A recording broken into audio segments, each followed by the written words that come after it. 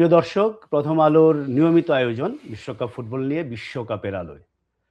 আপনারা এরই মধ্যে মনে অভ্যস্ত হয়ে গেছেন যে সন্ধ্যা ৬টায় আমরা প্রতিদিন কোনো একজন অতিথির সঙ্গে বিশ্বকাপ নিয়ে আলোচনা করি। আমি বিশ্বকাপ নিয়ে আলোচনা করি কথাটা বলতে যাচ্ছি এই কারণে আমরা আসলে একটা সাবজেক্ট ঠিক করি, একটা ট্যাগলাইন দেই। আজকের যেমন ট্যাগলাইনটা হচ্ছে ব্রাজিল জাপান ম্যাচে কি হবে? কিন্তু আমরা সেইখানে সীমাবদ্ধ থাকি না। আমরা নানা দিকে ছড়িয়ে পড়ি। এটা আপনারা অলরেডি এই অনুষ্ঠানের চরিত্রটা টের পেয়েছেন। আজও আমরা তাই করব। ব্রাজিল জাপান ম্যাচ দিয়ে কথা শুরু করে তারপর আমরা কোন দিকে যাব আসলে আমরা জানি না। আশা করি আপনারা আমাদের সঙ্গে থাকবেন আমাদের এই আয়োজন বিশ্বকাপের আলোয়।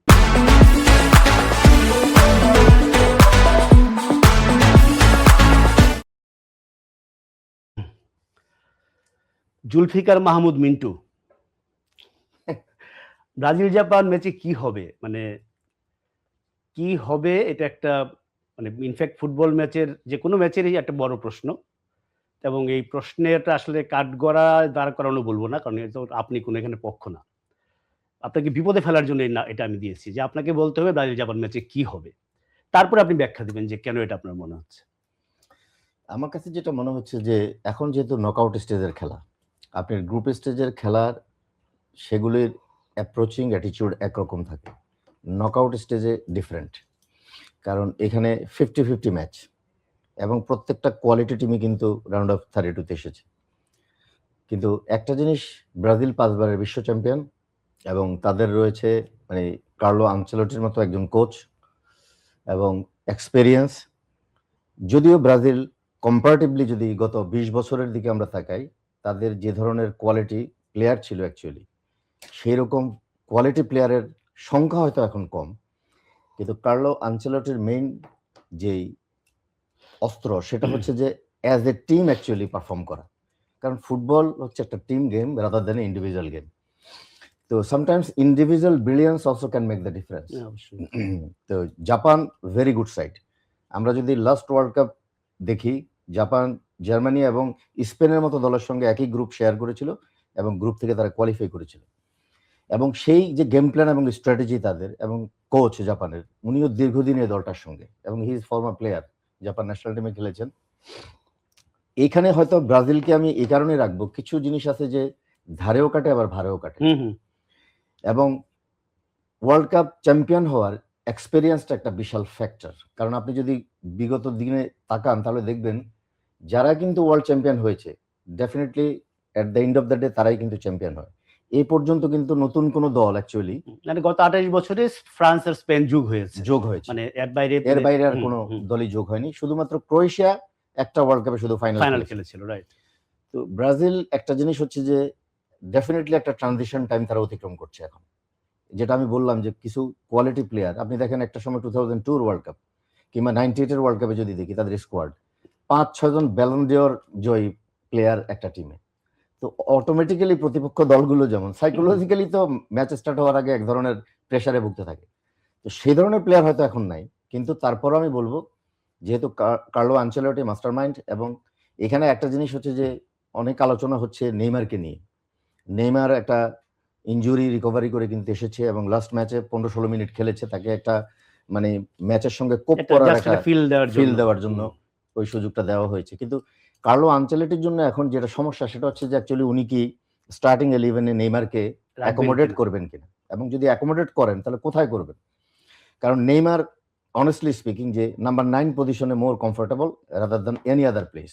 আরেকটা প্লেস হতে পারে সেটা হচ্ছে নাম্বার 10 পজিশনে, যে ব্রাজিল অ্যাকচুয়ালি 4-2-3-1 ফরমেশনে খেলে। সো দুইটা ডাবল পিভট হিসেবে থাকে হলো কাসিমিরো এবং গুইমারেস, তার উপরে লুকাস পাকেটা এবং ভিনিসিয়াস জুনিয়র অটোমেটিক চয়েস। এই মুহূর্তে সারা পৃথিবীর বেস্ট পারফর্মার। কুনিয়া হয়তো একটু কাছাকাছি আসতে পারে, কারণ সেও গোলের ভিতরে রয়েছে। এবং রাইট ফ্ল্যাঙ্ক এরিয়াতে একটা মেইন উইপেন্স ছিল রাফিনিয়া, সেও কিন্তু ইনজুরিতে পড়েছে। এবং লাস্ট ম্যাচে স্কটল্যান্ডের সঙ্গে সেখানে রায়ানকে খেলানো হয়েছে, এবং রায়ানের ওয়ার্কলোড যদি আপনি দেখেন ইট ওয়াজ ফ্যান্টাস্টিক ওয়ার্কলোড। এবং ওই ম্যাচে অ্যাকচুয়ালি ব্রাজিল স্কটল্যান্ডের সঙ্গে হাই আপ অফ দ্য পিচে প্রেসিং করেছিল, এবং ওই প্রেসিং থেকে কিন্তু অ্যাকচুয়ালি তারা ফার্স্ট গোলটা পায়। সো এটা ছিল তাদের ট্যাকটিক্যাল স্ট্র্যাটেজি। এখন নেইমারকে যদি অ্যাকোমোডেট করতে হয় তাহলে ডেফিনেটলি আপনার either Ryan or Lucas Paqueta, এদের যে কেউ একজনকে আপনার সরাতে হবে। কিন্তু সেটা কি সরানো আসলে লজিক্যাল হবে কিনা এই মুহূর্তে অ্যাকচুয়ালি। হ্যাঁ, ফার্স্ট কোশ্চেন তো আসলে যে ফার্স্ট 11-এ খেলাবে কিনা, হুম। যে আপনার খুব খুব কোচ হিসেবে হয়তো সবচেয়ে সহজ হচ্ছে 40-45 মিনিট দেখা, 60 মিনিট দেখা। আপনি অলরেডি 2-0 3-0 আপ। গতদিন যেটা হয়েছে যখন নেইমার নেমেছে রিল্যাক্সড, ম্যাচ অলরেডি ওভার, একদম তাকে একটু মুক্ত মনে খেলা, তার কোনো প্রেশার নাই, কিছু নাই। এবং যেহেতু ব্রাজিল, যেটা আপনি বললেন যে ব্রাজিল নিশ্চয়ই রাউন্ড অফ 32 তে থেমে যেতে চায় না, আরো লম্বা দৌড়ের কথা চিন্তা করছে, কাজে নেইমারকে থাকতে দেয় আরো আসল সময় লাগবে। তো আপনার প্রেডিকশন, তাহলে আমি যেটা বুঝলাম আপনার কথা থেকে, এটা তো আসলে খুব স্বাভাবিক যে জাপান জিতলে এটা আপসেট হবে। অ্যাবসলিউটলি। জাপান জিততে পারে, গতবার আপনি যেটা বলে দিলেন আপনি যে স্পেন আর জার্মানি, এবং জার্মানি ফার্স্ট রাউন্ড থেকে আউট হয়ে গেল, এবং রাউন্ড অফ 16-এ জাপান কিন্তু ক্রোয়েশিয়ার কাছে টাই ব্রেকারে হেরেছে, টাইব্রেকারে যে ক্রোয়েশিয়া পরে ব্রাজিলকে বিদায় করে দিল। অ্যাবসলিউটলি। কাজে জাপানও হেলাফেলার দল না। এখন এই যে দেখেন আপনি যদি ব্রাজিলের, আমি এইবারের পারফরমেন্সটা বলি, মোরক্কো 1-1, হাইতি 3-0, স্কটল্যান্ড 3-0, প্রবাবলি বড় দলের ক্ষেত্রে অনেক সময় যেটা হয় যে আস্তে আস্তে তারা রিদমটা ফিরে পায়। ফিরে পায়। স্কটল্যান্ডের ম্যাচটাই হয়তো তাদের বেস্ট ম্যাচ ছিল এই পর্যন্ত। জি। আর একইভাবে জাপান যদি আমরা বলি, জাপান আপনার কোথায় লিখলাম, এত লেখা এখন খুঁজে পাচ্ছি না। ফার্স্ট ম্যাচটা নেদারল্যান্ডসের সঙ্গে। নেদারল্যান্ডসের 2-2 ড্র, তিউনিসিয়ার সঙ্গে 4-0 জিতলো, আর সুইডেনের সঙ্গে 1-1। জাপানের একটা জিনিস আমার খুব, মানে আমার নিজের দর্শক হিসেবে খুব ভালো লাগে, সেটা হচ্ছে যে ওদের খেলাটা দেখার মধ্যে একটা আনন্দ আছে। মানে আমরা তো এশিয়ার সবচেয়ে টপ টিম হিসেবে সাউথ কোরিয়াকে দেখে আসছি বহু বছর, ওয়ার্ল্ড কাপ যদি চিন্তা করি, অ্যাপিয়ারেন্স চিন্তা করি, কিন্তু ওদের যেমন প্রচন্ড একটা স্পিড আছে, গতি আছে, ইয়ে আছে, কিন্তু খেলা দেখার মধ্যে একটা মজা আছে না জাপানের। আপনার কাছে জাপানের মূল বৈশিষ্ট্য কি মনে হয়? এটা কি জিকোর কাছে, যে জাপানের একটা বড় ঋণ আছে, যখন যে লিগ শুরু হলো, জিকো গেল, এটা ব্রাজিল, অনেকে এশিয়ার ব্রাজিল টাজিল বলার চেষ্টা করতো, ওদের খেলার মধ্যে কি ওরকম একটা ধরন আছে? একটা জিনিস হচ্ছে যে দাদা, আপনি যদি দেখেন যে মানে most of the top class team, মানে ওয়ার্ল্ড ফুটবলের either club team or national team, তারা সবাই কিন্তু এখন একটা হচ্ছে যে মানে position based style of play এতে অভ্যস্ত। কিন্তু but recently high pressure defence and counter attacking has become more popular. এবং একটা দল তার স্ট্রেংথটাকে বিবেচনা রেখে তার প্রতিপক্ষ দলকেও কনসিডারেশনে রেখে তার স্ট্র্যাটেজি এবং গেম প্ল্যান সেট করে। এবং জাপানের যেটা হচ্ছে, আপনি বললেন sometimes they try to play touch football, you know, sometimes they চাইলে try to চাইলে পারে। এবং কখনো কখনো মেইন যে উইপেন্স তাদের সেটা হচ্ছে যে কাউন্টার অ্যাটাকিং, এবং এতে কিন্তু তারা সাকসেস। এবং লাস্ট ওয়ার্ল্ড কাপ থেকে এখন পর্যন্ত তারা অ্যাকচুয়ালি 3-4-3 এই ফরমেশনেই খেলে। এবং এই ফরমেশনে খেলার একটা অ্যাডভান্টেজটা কি, সেটা হচ্ছে যে তাদের যে 4 মিডফিল্ডার্স, এই 4 মিডফিল্ডার্সের মধ্যে 2 ওয়াইড মিডফিল্ডার্স যখন ডিফেন্সিভ ট্রানজিশনে থাকে, তারা 3 ব্যাকসের সঙ্গে এসে 5 ব্যাকসের একটা লাইন করে। এতে হয় কি যে মানে it's provide the lateral coverage of the pitch, পুরো মাটি কাভার হয়ে যাচ্ছে। উইথটা তারা দিতে চায় না কোনো অপোনেন্টকে, উইঙ্গার গুলা বা উইং ব্যাকরা যাতে সেটা এক্সপ্লয়েট করতে পারে। এবং 4 ম্যানের একটা মিডফিল্ড করে, এবং সেখানে একটা ব্যাংক এমন ক্লোজ করে যে দুটা ব্যাংকের মাঝখানে কোনো জায়গাও তারা ছাড়ে না অ্যাকচুয়ালি। এবং এমন হচ্ছে যে সামটাইমস আপনার কাছে মনে হবে যে রোবোটিক খেলা, অ্যাকচুয়ালি তারা এটাতে এমন অভ্যস্ত, ওয়েল ট্রেন্ড এবং ওয়েল ড্রিলড একেবারে। এবং কাউন্টার অ্যাটাকটা যখন তারা করে, তারা স্পেসিফিক 2-3 জন প্লেয়ারকে, কারণ কাউন্টার অ্যাটাকের জন্য একটা জিনিস হচ্ছে যে আপনি যদি ইমিডিয়েট কাউন্টার অ্যাটাক প্রডিউস করতে চান বা ডিলেড কাউন্টার অ্যাটাক, তাহলে definitely it should be that there is a direction, এবং কোন ডিরেকশন আপনি কাউন্টার অ্যাটাকটা করবেন এবং কোন স্পেসটা আপনি কাজে লাগাবেন। Actually it depends on the according to the ball, যে অপোনেন্ট বল হোল্ডার সে কোথায় বলটা হারাচ্ছে, কোথায় উইন করলেন, হোয়ার দ্য স্পেস, ওই স্পেসটা আমাকে ক্যাপিটালাইজ করতে হবে। তো এটা হচ্ছে তাদের মেইন উইপন্স। তো আমি মনে করি যে যেটা হবে যে আজকে ব্রাজিলের এটা একটা বড় চ্যালেঞ্জ হবে ওটা ভাঙা ট্রানজিশনে, যে ব্রাজিল যখন পজিশনে থাকবে, ডেফিনেটলি জাপান যদি লো ব্লক করে, তাহলে Brazil will try to recycle the ball position and they will try to implement the tactics. If there any space, মানে দুটা ব্ল্যাঙ্কের মাঝখানে যদি কোনো জায়গা থাকে 5 ম্যান এবং 4 মিডফিল্ডারের, তাহলে ডেফিনেটলি তারা চাবে সেই স্পেসে বলটা প্রোভাইড করার জন্য, ভার্টিক্যাল পাস খেলার জন্য। এক্ষেত্রে কুনা সে ড্রপ করতে পারে to receive the ball, or wide area থেকে Vinicius junior he can drop half স্পেসে, অথবা Ryan can drop also to receive the ball. কারণ ওই বিটুইন দ্য লাইন যদি আপনি বল রিসিভ করতে পারেন, তাহলে একটা লাইন, দুইটা লাইন কিন্তু ফিনিশ, একটা ব্ল্যাক পিস চলে গেল। তাহলে এটা যখন করতে থাকবে ব্রাজিল, এবং কারণ যেহেতু স্পেস থাকবে না গোলকিপার এবং ব্যাক লাইনের মাঝখানে, কারণ if there is no space আপনি তো ওভার দ্য ব্লক খেলতে পারবেন না, তাহলে সামটাইমস ব্রাজিল একটা জিনিস হয়তো করতে পারে, they will try to provoke them to play away the block, away from the block খেললে যে সামটাইমস ওকে একটু টেনে নিয়ে আসা to create space behind the back line. ওই সময়টা হচ্ছে ডেঞ্জারাস ব্রাজিলের জন্য, যে এটাকে রেস ডিফেন্স বলি আমরা। আপনি পজিশনিং টিম, অপোনেন্ট হবে, আপনি বল পজিশন রোটেট করতেছেন, try to create space or goal scoring opportunity. এই সময় আপনি মেবি বল হারাবেন, definitely they will try to press, they will do fierce pressing ওইখানের মধ্যে, they will not let you to do your job. Hmm. তাহলে যখন বলটা win করবে they will try to break forward, counter attack. তাহলে এটাকে আমরা বলি যে রেস ডিফেন্স, যখন আপনি পজিশনে আছেন। তার মানে গ্যাব্রিয়েল এবং হলো মার্কুইনোস, ওদেরকে পিছিয়ে থাকতে হবে। ডেফিনেটলি ওরা থাকবে পিছনে, কারণ যখন আপনি উপরে থাকবেন আপনার লেন্থ ঠিক রাখার জন্য ব্যাকলাইনে আপনি পুশ করবেন, নাহলে তো আপনার লেন্থ ঠিক থাকবে না। রাইট। তাহলে যখন উপরে পুশ করবেন, কিন্তু ব্যাক অফ দ্য মাইন্ড এটা হচ্ছে মেইন জিনিস, যে সিকিউরিটির জন্য আমাকে খেয়াল রাখতে হবে যে আমার মেইন কাজ হচ্ছে ডিফেন্ডিং, ধরে কাউন্টার অ্যাটাকে আসে। If you lose the ball. So rest ডিফেন্সটা ভেরি চ্যালেঞ্জিং হবে ব্রাজিলের জন্য, কারণ এট এ টাইম তো দানিলো কিংবা ডগলাস সান্টোস দুজনেই একসাথে অপারেট করবে মেবি। তাহলে এইখানে মেইন রোল প্লেটা মার্কুইনোস এবং হচ্ছে গ্যাব্রিয়েল এবং হচ্ছে আইদার কাজিমিরো অর হচ্ছে Guimaraes, according to the ball travel যে কেউ একজন এখানে থাকবে। আপনি যেটা বললেন মিন্টু, মানে যদি ওয়ার্ল্ড কাপ হিস্টোরিক্যালি ব্রাজিলের ওয়ার্ল্ড কাপ দেখি আমরা, মানে আমি যদি আরেকটু পিছনে যাই, আমি একটু বেশি বয়স, ব্রাজিল কিন্তু বেশিরভাগ ম্যাচ এইটা ভুলে গিয়েই হারছে। আপনি যদি বলেন 82 ওয়ার্ল্ড কাপ বলেন, আপনি যদি 86 ওয়ার্ল্ড কাপ বলেন, এর মানে এই রিসেন্টলি না ব্রাজিলের খেলার মধ্যে ব্রাজিলের ছাপটা নাই, কিন্তু ব্রাজিল খারাপ খেলে হেরেছে খুব কম, পুরা ডোমিনেট করে। ইভেন 86 বলেন 90 তে 1 মিনিটের জন্য ম্যারাডোনার একটা ম্যাজিক, 82 তে তো ওই দল না জেতার কোনো কারণ নেই, 86 এ ফ্রান্সের সঙ্গে ওই কোয়ার্টার ফাইনাল। আমি ইভেন এই যে আপনি যদি ক্রোয়েশিয়া যান গত বছর ওয়ার্ল্ড কাপে, প্রবাবলি ব্রাজিল এবং নেইমার তাদের বেস্ট খেলাটা ওই ম্যাচে খেলেছিল, এবং নেইমার যে গোলটা করলো এক্সট্রা টাইম, ওর সাথে ম্যাচ ওভার। অন্য কোনো দলের তো দরজা বন্ধ করে দিত, শেষ, খেলা শেষ। তো ব্রাজিলের একটা চিরন্তন যে সমস্যা, এটার কথা আপনি মনে করিয়ে দিলেন। আমার ধারণা আঞ্চলিকদের অজানা থাকার কোনো কারণ নাই। আমি বললাম যে আমি অনেক দেখেছি, অনেক বয়স, আঞ্চলিক আমার চেয়ে অনেক বেশি দেখেছেন, ফুটবলটা আমার চেয়ে অনেক ভালো বুঝেন বলে ধারণা। কিন্তু মাঠের খেলায় তো সবসময় হিসাব নিকাশটা কাজে লাগে না। এই হিসাব নিকাশের মধ্যে আমি আসবো। আমরা যদি ব্রাজিল জার্মানটা এখন পিছনে, ব্রাজিল জাপানটা পিছনে রাখি, রাত 2:30টার সময়, 11টার সময় হচ্ছে ব্রাজিল জাপান, 2:30টার সময় হচ্ছে জার্মানি প্যারাগুয়ে, আর একটা interesting match, European team versus Latin America. এইখানে আমি আসবো আপনার কাছে একদম কোচ সত্তা, যে মিন্টু যে কোচ, আমি একজন সাংবাদিক, আপনার মতো টেকনিক্যাল জ্ঞান আমার হয়তো নাই, সেটা বোঝার জন্য যে আপনি 4-2-3-1 এর কথা যেটা বললেন, গুইমারেস আর ইয়ার কথা, ক্যাসেমিরোর কথা, নাগলসম্যানেরও মানে আদর্শ ফরমেশন হচ্ছে এইটা, এই ডাবল পিভটে খেলা। এখন এই ইকুয়েডরের কাছে হারার পরে এটা খুবই রেয়ার যে একটা কোচ ম্যাচের পরে বলছেন যে এটা ছিল টেকটিক্যাল সুইসাইড। সিম্পলি এটা আমরা টেকটিক্যালি আত্মহত্যা করেছি এবং পজিশনাল কারণে। এইটা আপনার কি মনে হয় ওই দিনের ম্যাচটাতে উনি এটা দিয়ে কি বুঝিয়েছেন? পজিশনাল জিনিসটা বুঝিয়েছেন, কিন্তু আমি এক্স্যাক্টলি বুঝতে চাচ্ছি আসলে সে কেন মনে করতেছে বায়ার্ন মিউনিখ থেকে শুরু করে সেটা দিয়েই খেলে, মূলত চেঞ্জ তো করেই। কি বুঝিয়েছেন উনি এটা? এখানে একটা জিনিস যেটা আমার কাছে মনে হয়েছে, যে আপনি যদি ওই ম্যাচটা আমরা দেখি, তাহলে ডাবল পিভট হিসেবে কিন্তু এর আগের ম্যাচগুলো চুয়ামেনির সঙ্গে সেখানে র্যাভিউ ছিল, হ্যাঁ, কিন্তু ওই ম্যাচে র্যাভিউকে স্টার্টিং 11-এ দেয়নি, মানু কোনেকে দিয়েছিল স্টার্টিং 11-এ, আরো সিকিউর করার জন্য অ্যাকচুয়ালি। তো সামটাইমস একটা জিনিস হয় কি, ইকুয়েডের ইকুয়েশনটা ছিল ডিফারেন্ট, কারণ তাকে এই ম্যাচ জিততেই হবে, জিতলে সে 3 পয়েন্ট পাবে, দেন তার অপরচুনিটি আসবে অ্যাকচুয়ালি পরের রাউন্ড অফ 32-তে যাওয়ার জন্য। এবং তার বডি ল্যাঙ্গুয়েজটা আপনি দেখেছেন যে from the beginning of the match সে কিন্তু ফিয়ার্স প্রেসিং করছিল, পাগলের মতো প্রেস করছিল, এবং ফুল টিম একসাথে। এবং জার্মানির কিন্তু অত তাগিদ ছিল না, তাদের তো অলরেডি গ্রুপ চ্যাম্পিয়ন তারা হয়ে গেছে, গোল এভারেজ অনেক বেশি। এই যে সামটাইমস কখনো কখনো আপনার অ্যাটিটিউড এবং অ্যাপ্রোচিং, এগুলো কিন্তু একটা মানে রাখে, ম্যাটার করে।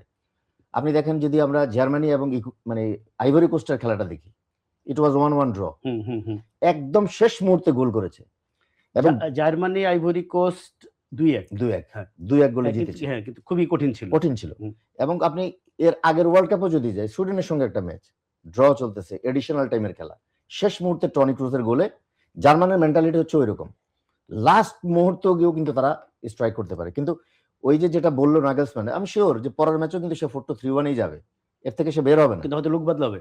হ্যাঁ, লোক বদলাবে, বা নকআউট ওই সময় প্লেয়ার এই অ্যাটিটিউডে থাকবে না, কারণ 4-2-3-1 ইজ এ প্রমিনেন্ট 11 ফরমেশন, মানে অলমোস্ট 15-20 বছরের মধ্যে। এবং আমি বলবো যে mister Jose Mourinho actually introduce it in both Real Madrid and Chelsea. এটা ওনার মাথার ব্রেইন চাইল্ড, এই 4-2-3-1, যেটা হচ্ছে যে একটা ডাবল 6 বলে এটাকে, মানে ডিফেন্ডিং এর সময় 6 ম্যান হয়ে যাচ্ছে, অ্যাটাকিং এর সময় 6 ম্যান। তার মানে it gives the defensive solidity at the same time potency in attacks also.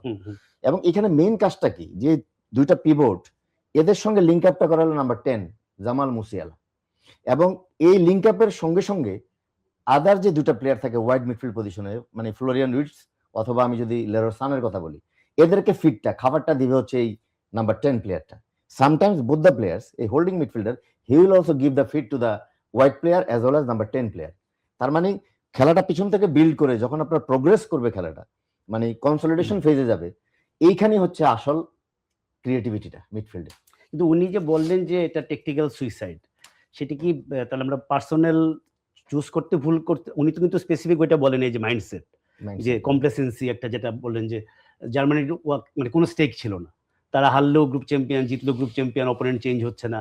Technical suicide বলতে আসলে উনি কি বুঝিয়েছেন? এটা একটা জিনিস হচ্ছে যে ওনাদের টিম মিটিং অ্যাকচুয়ালি কি হয়েছিল সেটা তো আমরা কেউ জানি না। টিম মিটিং এ কি হয়তো একরকম ভেবেছে, মাঠে সেটা ইমপ্লিমেন্টেশন হয় নাই। টিম মিটিং এর আলোচনা বাইরে আসার কোনো সুযোগই নেই। এখন টিম মিটিং এ মেবি এটাও হতে পারে যে ওকে ড্র করলো তো আমরা গো থ্রু, আমরা যাচ্ছি, আমরা তো এমনি চ্যাম্পিয়ন, ইট উইল বি ওকে। এবং আপনি দেখেন ওইখানে নাম্বার 9 পজিশনে কিন্তু আবার কাই হাভার্টসকে উনি রেখেছিলেন। এর আগে কিন্তু ড্যানি জুন্দাভ 3 গোল করেছে, তার অ্যাসিস্টও আছে, কিন্তু তাকে সাবস্টিটিউটে খেলাচ্ছে, স্টুটগার্টে খেলে, তাকে কিন্তু ওই দিন আবার নামাননি। সো এই যে দুটা তিনটা চেঞ্জেস, এবং eventually not only that, Antonio Rudiger centre back পজিশনে খেলেছে। এবং আমরা যদি ব্রাউনের কথা বলি, লেফট ফুল ব্যাক, ব্রাউনও কিন্তু ছিল না ওইখানে লেফট ফুল ব্যাক পজিশনে। তাহলে বেশ কয়েকটা পজিশনে উনি কিন্তু প্লেয়ার চেঞ্জ করেছিলেন। এটা দরকারও আছে সামটাইমস।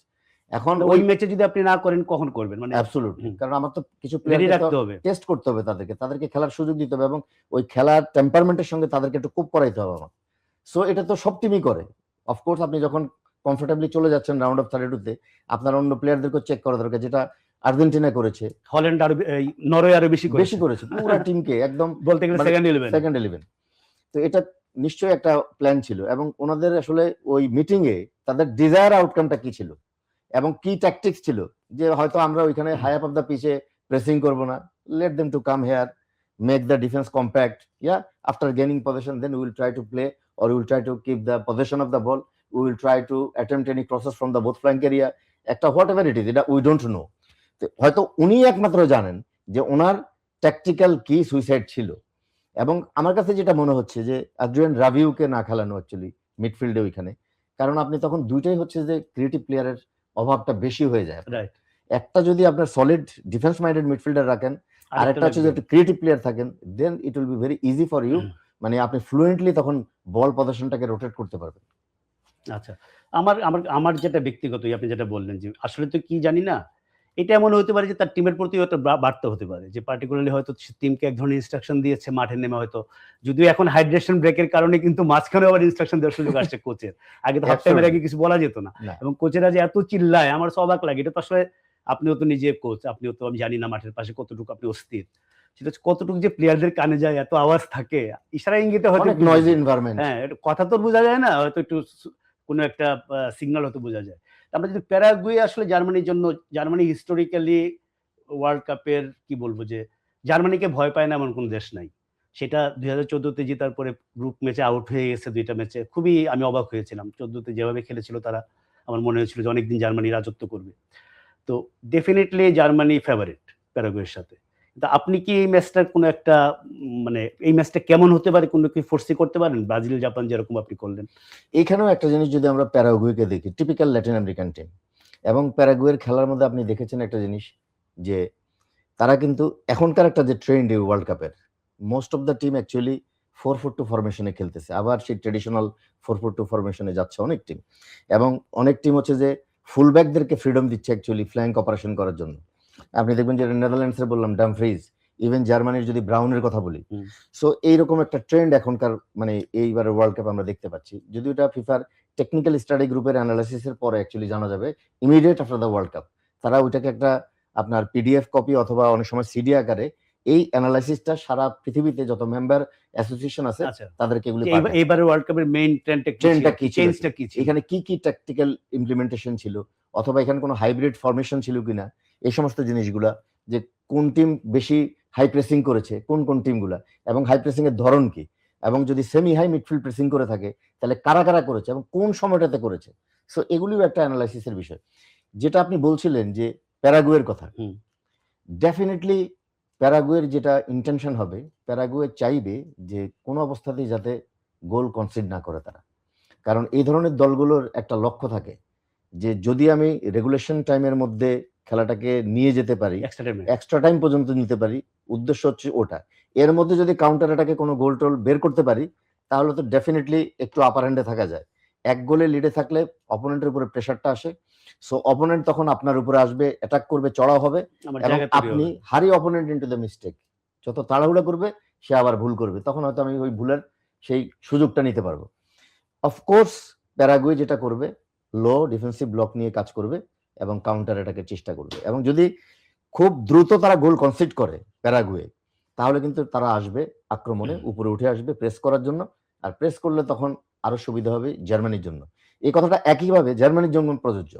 যদি সামহাও গোল কনসিড করে, then the pressure will very difficult. Improve, very difficult. এখন আমি পার্সোনালি হয়তো আমি জানি না, Nagelsmann he is full of experience, he has his own thinking and plan also, কিন্তু নাম্বার 9 পজিশনে আমার কাছে মনে হয়েছে ফার্স্ট রাউন্ডের খেলা দেখে Denis Undav is much more effective than to Kai Havertz. এবং লেরয় সানে একটা কোশ্চেন আছে যে actually Leroy Sane he is a fantastic player, সে তার প্রাইম টাইমগুলো কিন্তু পার করেছে ম্যানচেস্টার সিটিতে, still he is playing for the Bayern Munich, but এখন এই ওয়ার্ল্ড কাপের লাস্ট 3টা ম্যাচে কিন্তু একটা ওয়াইড মিডফিল্ডারের যে effectiveness in the scoring zone থাকে, যে cutback, crossing and finishing also, সেরকম কোনো কিছু কিন্তু তার কাছ থেকে এখনো পাওয়া যাচ্ছে না। এবং আই ডোন্ট নো যে বিকল্প অপশন কি আছে, কারণ লিও গার্সকার মতো সেন্ট্রাল মিডফিল্ডারও কিন্তু বেঞ্চে উনি রাখছেন, এবং ওনার অ্যাড্রিয়ান রাবিউ আছে, ইভেন অ্যানগালো কান্টের মতো প্লেয়ারও কিন্তু বেঞ্চে আছে। কিন্তু এত ডিফেন্স মাইন্ডেড প্লেয়ার নিয়ে নামবেন কখন? যখন আপনি লিডে থাকবেন, হয়তো খেলার শেষ আপনি মুহূর্তে লিডটা প্রোটেক্ট করতে চাইবেন। প্রোটেক্ট করতে এই চাইবেন। এই ম্যাচে তো ডেফিনেটলি সেটা জার্মানির লক্ষ্য না। Of course not. আচ্ছা, তো আচ্ছা, একটা নেদারল্যান্ডস মরক্কোতে যাবো এরপরে, কালকে সকাল 7টায় খেলা। এবং ধরেন ব্রাজিল আর্জেন্টিনা তো আমাদের দেশে তো প্রথম 2টা কথাই এটা হয়, ব্রাজিল কি করলো আর্জেন্টিনা কি করলো, এই দেশ 2 ভাগে বিভক্ত, এটা তো সবাই জানে। জার্মানির সাপোর্টার হয়তো আছে, সাপোর্টার পয়েন্ট অফ ভিউ থেকে যদি না বলি, নিউট্রাল পয়েন্ট অফ ভিউ থেকে probably one of the most anticipated match round of 32-তে নেদারল্যান্ডস মরক্কো বিকজ অফ গতবারের সেমি ফাইনালিস্ট, এইবারও ফার্স্ট ম্যাচে ব্রাজিলের সঙ্গে ড্র করেছে, এবং the way they started against Brazil, ওইটাও প্রি প্ল্যান মনে হয়েছে আমার, পুরো ব্রাজিলকে প্রথমে একটু হকচকাইয়ে দাও, সেটাতে তারা পুরোপুরি সফল। এবং নেদারল্যান্ডস আমার চোখে ওয়ান অফ দ্য ফেভারিট এই ওয়ার্ল্ড কাপের। নেদারল্যান্ডস মরক্কো এই ম্যাচটাতে যাওয়ার আগে একটা ছোট প্রশ্ন আপনাকে, এই যে প্রেসিং শব্দটা, ধরেন আপনিও তো আপনার খেলোয়াড়ি জীবন যদি যাই অনেক বছরের আগে শুরু হয়েছে, এই শব্দটা কিন্তু আগে এত শোনা যেত না, এখন কিন্তু খালি প্রেসিং প্রেসিং প্রেসিং। তো মডার্ন ফুটবলের আরেক নামই কি এখন প্রেসিং, যে you lose the ball press, মানে এইটাই কি এখন আসলে ফুটবলের সবচেয়ে মূল কথা? অ্যাবসলিউটলি দাদা, এখানে যেমন হয়তো কেউ প্রেসিং বলতেছে, আবার কেউ বলতেছে যে high block, high up of the পিচে ব্লক করা। ব্লক মানে হলো ডিফেন্ডিং এর ফার্স্ট স্টেজ, ওইখানে তুমি আটকে আমি দিবে। হাই ব্লক করছি ওখানে, অথবা মিড ব্লক, অথবা লো ব্লক। তারপরে যেটা বললেন প্রেসিং বা গ্যাগেন প্রেসিং বা কাউন্টার প্রেসিং, ওকে, এগুলো হচ্ছে একটা ট্যাকটিক। মানে এই gegen pressing, counter pressing and pressing is a tactic. মানে একটা টিম বল পজিশন লস করার সঙ্গে সঙ্গে immediately attempt to win ball back rather than falling back to regroup. Regroup করতে চাচ্ছে না এখন আর, ওইখানেই প্রেস করবো। তার মানে কি হচ্ছে দেখেন, এটার মানে সাইন্টিফিক ইয়েটা কি, আপনি যখন ইন পজিশনে, সে ফর এক্সাম্পল আপনি আর্জেন্টিনা ইন পজিশন, আপনি অপোনেন্ট হাফে, তাহলে অপোনেন্ট কি করতেছে, এখন আপনাকে প্রেস করতেছে। তো প্রেসিং করাটা তো টায়ারিং নাকি, কষ্টের ব্যাপার আছে। তো টায়ারিং অবস্থা সে প্রেস করে বলটা উইন করলো আপনার কাছ থেকে, ওকে, এখন কিন্তু সে টায়ার্ড, টায়ার্ড। এই যে এটাকে বলা হয় যে ট্রান্সফরমেশন, একটার থেকে আর একটা ক্যারেক্টারের দিকে সে যাচ্ছে, ট্রানজিশন বলি, যেমন ট্রানজিশন যেটা বলি আমরা, ট্রানজিশন। ওই মুহূর্তে যদি আপনি আবার তাকে প্রেসিং করেন, তাহলে তার কিন্তু মাথা চিন্তা তখনও সে ঠিক হয় না, ঠিক হয় নাই তখন আপনার। এই কারণে এই ট্যাকটিক্সটা ইমপ্লিমেন্ট করা হয়েছে, যেটা মানে আপনার মিস্টার ইয়র্গেন ক্লপ উনি বেশি করতেন একসময় জার্মানিতে, যখন উনি আপনার এই বরুশিয়া ডর্টমুন্ডে কাজ করেন, তখন যে উনি একদিন বলছিলেন যে এটা হচ্ছে মেইন রিজন। ওই মুহূর্তে সে ওরিয়েন্টেশন, ভালনারেবল আছে সে তখন, হ্যাঁ, ডিসওরিয়েন্টেড আছে, ওই সময় তাকে আবার করো প্রেসিং, কাউন্টার প্রেসিং, তাহলে তুমি ওইখানে বল উইন করো। ওকে তো বলটা উইন করার পরে কাউকে দিতেও, সেটা অ্যাটাকিং মাইন্ডে ছিল না, সে বলটা নেওয়ার পর খুঁজতে হচ্ছে এখন আমি কাকে দিব, তখন তো সে একটা স্পিড অফ সেকেন্ড সে একটু ইয়েতে আছে। খুব আমি প্রেসিং প্রেসিং শুনি তো খুব, যেটা আবার বললাম আর কি। আচ্ছা, এবার নেদারল্যান্ডস মরক্কোতে যাই। নেদারল্যান্ডস মরক্কো মানে যেটা বললাম যে রাউন্ড অফ 32-তে যদি আপনি টিক দেন যে কোন কোন ম্যাচ দেখবেন, সব ম্যাচ দেখা তো সবচেয়ে বড় চ্যালেঞ্জ মনে হচ্ছে বাংলাদেশের থেকে। যে আজকে যদি কেউ 3টা ম্যাচ দেখতে চায়, 10:30 11টায় টিভির সামনে বসবে, কালকে 9:30টার আগে ঘুম নাই, এবং আগামীকালও একই অবস্থা। নেদারল্যান্ডস মরক্কো আপনার কি প্রেডিকশন কি? এটা খুবই মানে ইভেন একটা ম্যাচ হবে দাদা। এবং অনেস্টলি স্পিকিং নেদারল্যান্ড প্রথম ম্যাচটা হয়তো জাপানের সঙ্গে ড্র করেছিল, কিন্তু তারা কিন্তু লিড নিয়েছিল বারবার। এবং মরক্কোর কথা বলবো যে মরক্কোর মিডফিল্ড স্পেশালি ওইখানে যদি আপনি দেখেন বুয়াদি, আইয়ুব বুয়াদি, সে তো এই ওয়ার্ল্ড কাপের রিভিলেশন এই পর্যন্ত, ফ্যান্টাস্টিক প্লেয়ার। এবং হয়তো ওয়ার্ল্ড কাপের পরপর তাকে অনেক টপ টিম অলরেডি তো চলছে এগুলি। এবং আইনুয়াই ওরাও কিন্তু 4-2-3-1 ফরমেশনে খেলে। সো এখানে যেটা হচ্ছে যে ওদের নাম্বার 10 পজিশনে ওইখানে উনাহি, he is a fantastic player, lean and thin, দেখলে মনে হবে যে শরীরে কিছু নেই, কিন্তু বাট ফুটবল ব্রেন টপ লেভেলের। এবং এই যে দুজন মিডফিল্ডারের কথা বললাম, মানে বুয়াদি এবং হচ্ছে আইনুয়াই, অদ্ভুত প্লেয়ার। এর সঙ্গে যুক্ত হয় কি তাদের মেইন অ্যাটাকটা তারা ইনিশিয়েট করে রাইট ফ্ল্যাঙ্ক এরিয়া দিয়ে। অ্যাকচুয়ালি ওখানে আশরাফ হাকিমি, ব্রাহিম ডিয়াস, এবং মাঝখানে স্ট্রাইকার তো এল কাবিকে এখন খেলায় না, ওইখানে খেলানো হচ্ছে সাইভারিকে। এবং অলরেডি সে কিন্তু গোলের ভিতরে প্রতিটা গোলই তো ফ্যান্টাস্টিক। আপনি ব্রাজিলের সঙ্গেই দেখেন যে গোলটা মার্কুইনোজ এবং হচ্ছে গ্যাব্রিয়েলের মাঝখান থেকে বের হয়ে গেছে, এবং অ্যালিসন আসছে, অ্যালিসনের মাথার উপর দিয়ে আসতে মানে ডিসিশন কিরকম। তো আমি বললাম এই কারণে যে নেদারল্যান্ডসের যদি দেখি তাদের যে অ্যাটাকিং ট্রেন্ডটা অ্যাকচুয়ালি মিডফিল্ডে তারা ভেরি মাচ কমফোর্টেবল। রেইন্ডার্সের মতো প্লেয়ার, ডিয়ং এর মতো প্লেয়ার ওইখানে, এবং ডামফ্রিজ মানে ফ্ল্যাঙ্কটা অপারেট করে সবচেয়ে বেশি। কারণ মেইন জিনিস হচ্ছে মালেনকে যদি রাইট ওয়ার্ড মিডফিল্ডে রাখে এবং লেফট সাইডে গাপ্পো যদিও পারিবারিক একটা সমস্যার মধ্যে আছে সে, মালেন একটা জিনিস করে যেটা হচ্ছে যে সে অ্যাকচুয়ালি ভিতরের দিকে চলে আসে। যখন মিডফিল্ডে বলটা প্রোগ্রেস হচ্ছে, রিসাইকেল হচ্ছে, ইন্টেনশনালি হাফ স্পেসের মধ্যে আসে to create space for himself and to create space for the overlap fullbacks, মানে হচ্ছে আশরাফ হাকিমি। তাইলে এখানে একটা ডিফিকাল্টিস তৈরি হয় অপোজিশন ব্যাক ফুলব্যাকের জন্য, লেফট ব্যাকের জন্য। Either he will track মালেন or he will stay in his position, কারণ সে যদি ওকে ট্র্যাক করে আসে উইঙ্গে ঢুকে যাবে, স্পেস ওইখানে ক্রিয়েট হচ্ছে।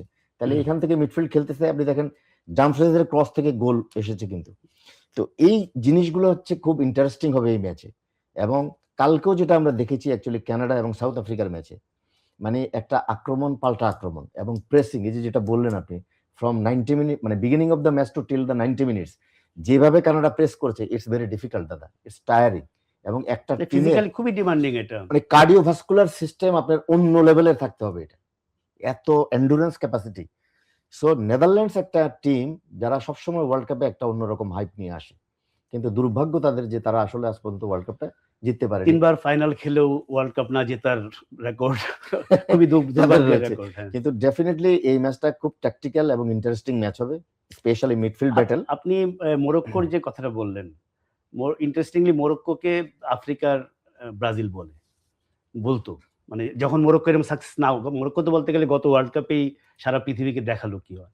এবং এই যে আপনি যেটা বললেন 2 ফুলব্যাক উঠে আসা, মিডফিল্ডের যে ক্রিয়েটিভিটির কথা বলেন, মিল কিন্তু আছে মানে খেলার ধরনে।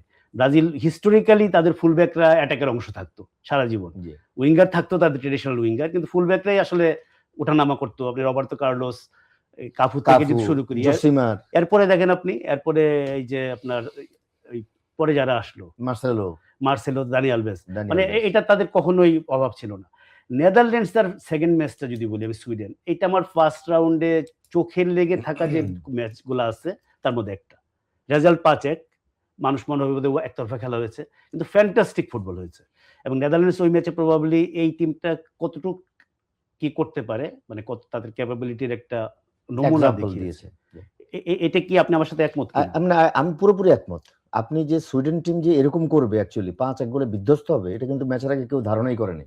এবং সুইডেনের আপনি দেখেন ফ্রন্ট লাইনে গাইকোরেসের মতো স্ট্রাইকার, আলেকজান্ডার আইজাক লিভারপুলে খেলে, একজন আর্সেনালে খেলে, এই 2 স্ট্রাইকার নিয়ে অ্যাকচুয়ালি কিন্তু কোনো রকম মানে পেইন কিন্তু ডাচ ব্যাকলাইনকে দিতে পারেনি। ওইখানে কিছু স্ট্র্যাটেজিক্যাল মিস্টেক ছিল অ্যাকচুয়ালি সুইডেনের, কারণ সুইডেন ইউজুয়ালি যে ফরমেশনে খেলতো ওই ম্যাচটাতে সে আবার একটু ডিফারেন্ট ফরমেশনে চলে গেছে, অতিরিক্ত রক্ষণাত্মক অ্যাটিটিউড নিয়ে গেছে। এবং কিন্তু গোল কনসিড করার পর 2 গোল যখন কনসিড করেছে তখন কিন্তু সে আবার তার পুরনো ফরমেশনে ফিরে গেছে, কিন্তু ততক্ষণে অলরেডি মানে ড্যামেজ শেষ ওইখানে। তাহলে নেদারল্যান্ডস মরক্কো নিয়ে আপনার প্রেডিকশন?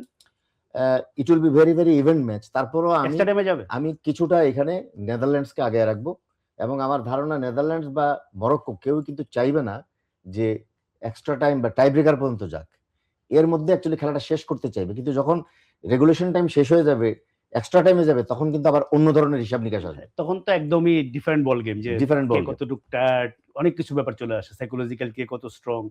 এমনিতে যদি এখন আপনাকে জাস্ট এই 3টা ম্যাচ একবারেই করি, আমাকে যদি বলেন আমি বলবো ব্রাজিল, জার্মানি, নেদারল্যান্ড সেফ। আপনি কি কোনো বোল্ড প্রেডিকশন করবেন উল্টা কিছু, যে মরক্কো জিততে পারে, জাপান জিততে পারে, বা না, প্যারাগুয়ে জিততে পারে? আমিও অ্যাকচুয়ালি এটার সঙ্গেই আছি। মানে যেটা সেফ, আসলে এটাই ঠিক। আমাকে একজন বলতেছিল এবার কি কি অঘটন হতে পারে বলেন তো। আমি বললাম অঘটন যদি প্রেডিক্ট করা যায় সেটা কি অঘটন? আমি যদি কেপ ভার্দে স্পেন আর উরুগুয়ের সঙ্গে ড্র করবে, এই সেকেন্ড রাউন্ডে খেলবে আর্জেন্টিনার সঙ্গে রাউন্ড অফ 32, আমার যদি ওয়ার্ল্ড কাপের আগে আমি ঠিক আছে, আপনার কথাই আপনাকেই জিজ্ঞেস করি, আপনাকে কেউ বললো যে ভাই কেপ ভার্দে সেকেন্ড রাউন্ডে উঠবে এবং আর্জেন্টিনার সঙ্গে খেলবে, আসেন বাজি ধরি 1 কোটি টাকা, আপনি রাজি হইতেন? না, এটা তো প্রশ্নই ওঠে না। মানে আমার মনে হয় ফুটবলের মজাও এটা, ওয়ার্ল্ড কাপের এই মজাটা বোধহয় আরো বেশি। অ্যাবসলিউটলি এবং শেষ কথা দিয়ে শেষ করি মিন্টু, আপনার সঙ্গে আমার একমত হয় কিনা, যে 48 দলের ওয়ার্ল্ড কাপ নিয়ে আমি খুবই স্কেপটিক্যাল ছিলাম।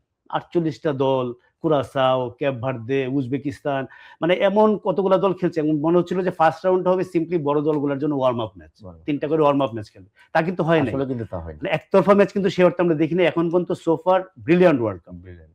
এটা কি আপনি আমার সাথে একমত? Yeah, I agree with you.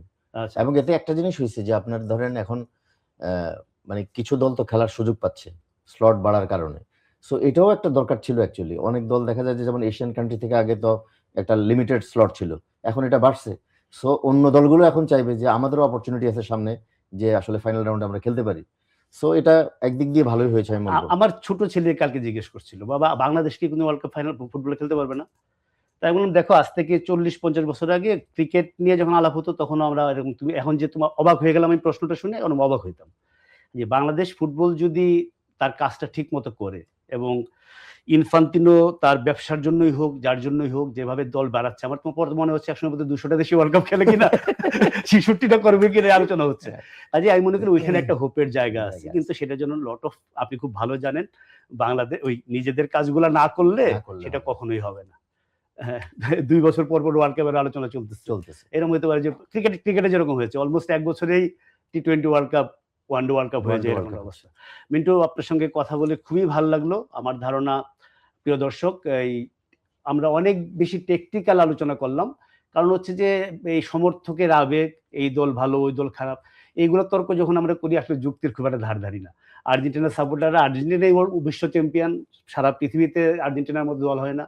ব্রাজিলের সাপোর্টাররা হলুদ রঙের উপরে রঙই হয় না। এইভাবেই আমরা কথা বলি, ঠিক আছে, ওই আবেগটাই হয়তো বাংলাদেশের ওয়ার্ল্ড কাপটাকে এত বেশি, কি বলবো, যে একটা অদ্ভুত একটা ঘোরের মধ্যে নিয়ে যায় আমাদের এই 1 মাস 1.5 মাস।